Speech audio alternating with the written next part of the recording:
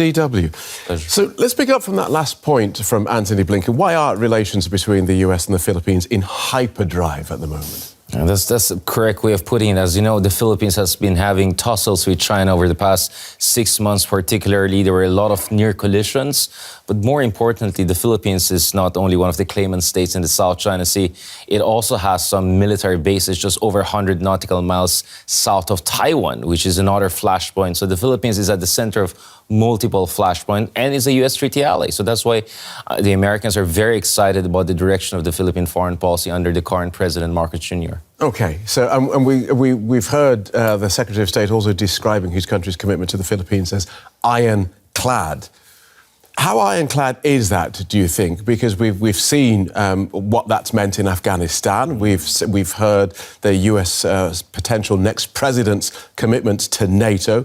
We've seen the US Congress's current ironclad guarantees to Ukraine mired in political infighting. So how sure can the Philippines be that it's not just going to be one of the other bodies littered by the wayside? Well, it's a treaty ally. So there's a mutual defense treaty between the United States and the Philippines. I personally, whenever I hear the ironclad, I get kind of skeptical, precisely because it's used in so many contexts where it was not very assuring.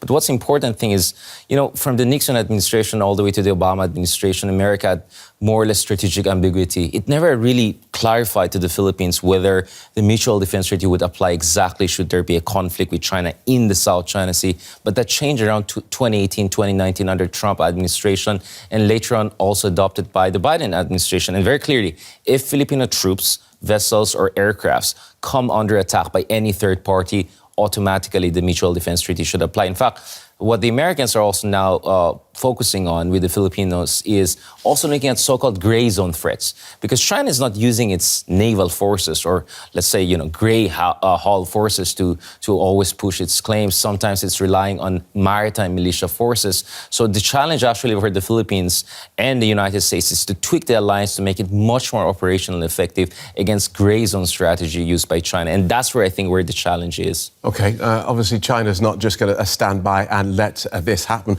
We'll hear from Foreign Ministry spokesman Lin Jian and then come back to you. The US is not a party to the South China Sea issue and has no right to intervene in maritime issues between China and the Philippines. Its military cooperation with the Philippines must not undermine China's sovereignty and maritime rights in the South China Sea, nor should it endorse the Philippines' illegal claims.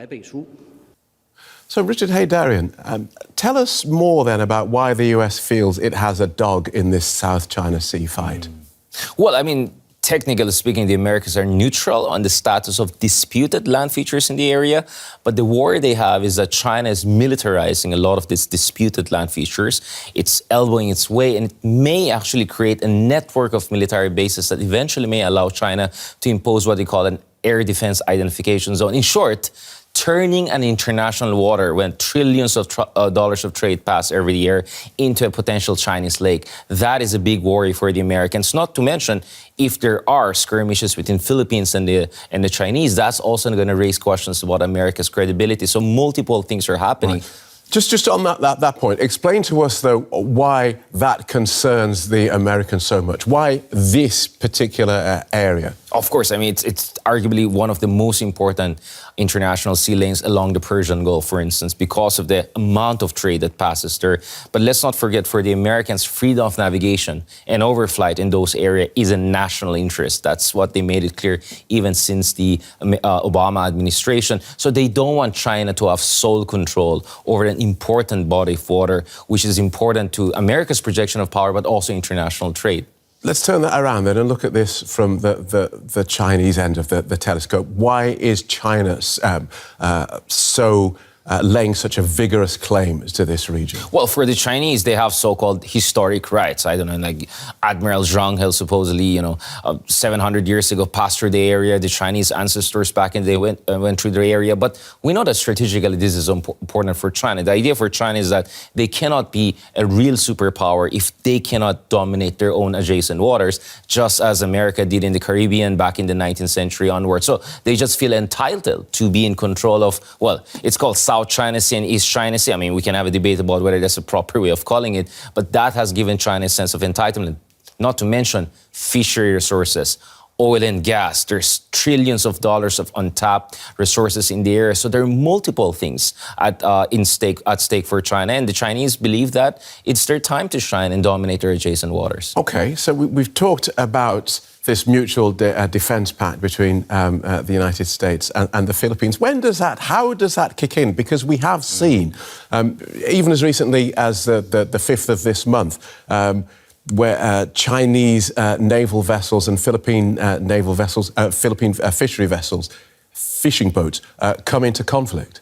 Yeah, I mean, actually the argument right now is this still a so-called gray zone kind of operation by China? Because in fact, there was another clash between the Chinese maritime forces and the Philippine Navy, and 4 Filipino naval officers, including one vice admiral of the Philippines, they had injuries in their hands because the water cannon is pretty strong. It pierces through the window and all of that. So I think now behind the scenes, the conversation is, at some point, do we say this is almost lethal, right? Because I think now there's a lot of legalist debate about what are the nitty-gritties. Because, of course, nobody wants to go to exactly. war. I mean, that's the thing. I think the hope in the Philippines is that if they hold their line and there's sufficient amount of over-the-horizon support by Americans. So, for instance, some of the times when there's a tussle between two sides, you have an American drone in the area, an American warship in the air, that will keep things under an even keel, or at least make China rethink its strategy. Because just to be very clear about this, 2 years ago, the Philippines had a president called Rodrigo Duterte, who was anti-Western, who costed Obama, who was very much close to China. And I think the Chinese are really shocked to see how under Marcos Jr., the Philippines is suddenly turning as a kind of a bastion of democratic resistance against China in this part of the world. So just on a final point then, relations between the Philippines and China, are they talking to each other or are they just nudging each other in the sea? Both. Right? I think there's scramble on the ground or in the seas for that matter. But at the same time, we do have functional diplomatic channels. But the problem is that I think China is still coming to terms with the new reality of Philippine foreign policy, which is not the subservience and anti-Western positioning that we had under President Rodrigo Duterte. Good talking to you. Thank you so much for coming in and walking us through that. Richard Haydarian, thank you. Pleasure.